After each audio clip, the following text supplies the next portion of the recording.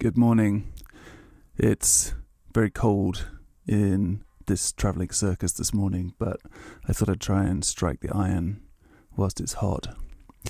So, I want to talk about an issue that I've been having, and I hadn't really been able to objectify it yet, and I didn't realise that it was something that I perhaps had to discuss and share with you.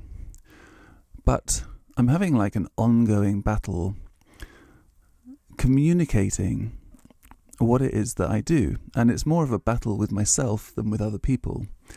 And in some ways this is something which I discuss with people all the time. It's like, well, the job of the artist is to communicate the vision, and if you're not communicating the vision clearly enough, then you need to try harder.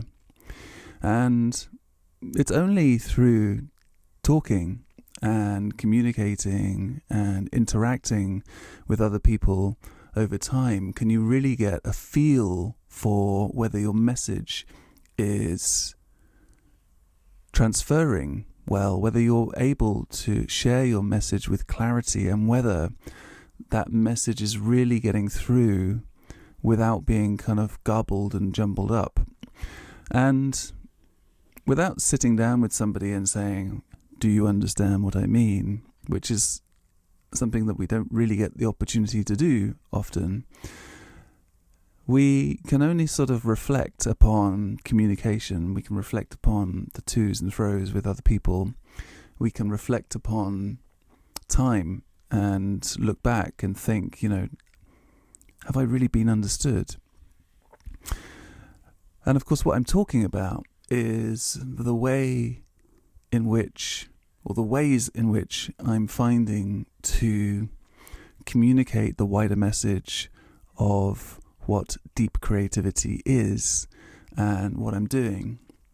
Because for me, it's not just a buzzword or an Instagram handle. In some ways, it's a philosophy. And you see already, I'm fumbling with my words. It's a philosophy, it's a feeling, it's an observation, it's potentially a movement, it's a shift, it's all of these things. It's an understanding, it's a psychological space, it's a mental mindset, it's a journey, it comes with experience, it's this, it's that, and it goes on. And of course, the more we garble our message with more and more attempts to try and clarify what it is that we're saying, we're just diluting and muddying the message further and further. And I try to get around this by sitting down and talking to myself and writing down personal statements. But in some ways that still doesn't work. The ways in which we communicate that personal statement, how we present it, where we put it, the ways in which we expect other people to receive it aren't necessarily the ways in which we intended it or what we have in our minds.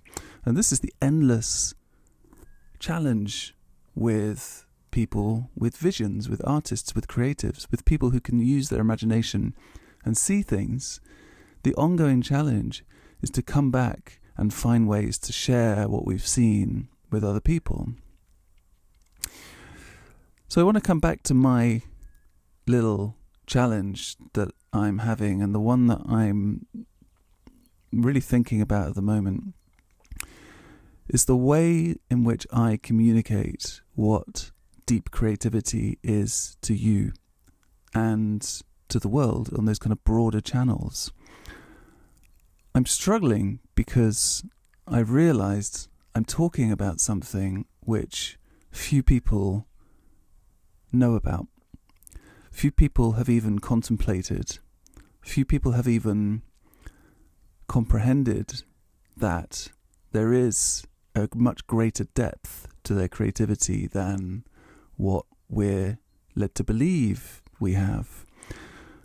And of course, my beliefs and my whole hypothesis is that culture, the paradigms that we live in at the moment, they tend to suppress our potential to dive deeper into our creativity, because there aren't really the channels or the space or the permission to do that.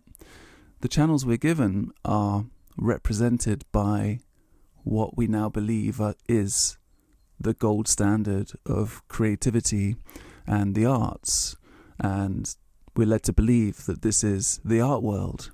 These are the museums and galleries. In the creative industries and in the design spaces, we're kind of led to believe that design thinking is where it's at. That's the depth. That's where it's all kind of happening. But of course, I know that there's a far greater depth to everybody's creativity than that.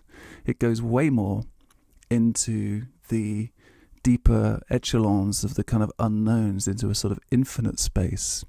I kind of keep coming back to my analogy that creativity is a little bit like the sea. Most of us are trapped paddling in the shallow waters for most of our lives because that's where culture kind of holds us. It wants to kind of pull our creativity into a commercial space, into a more shallow, less meaningful, perhaps even superficial space. So creativity is used a lot in advertising and things to sell things, and that's, of course, shallow. There's not really much depth to that. There's not really much philosophical thought or depth going into that, either in the way that it's delivered or in the way that people think to create that stuff. It's very pedestrian. But there's a far greater depth which is available to all of us, and it kind of has to transcend these constructs like the art world, like design thinking, because those are kind of boxed in ideas, and in the most part they're driven by commodities and commercialism. And of course, creativity isn't given to us as a commercial skill.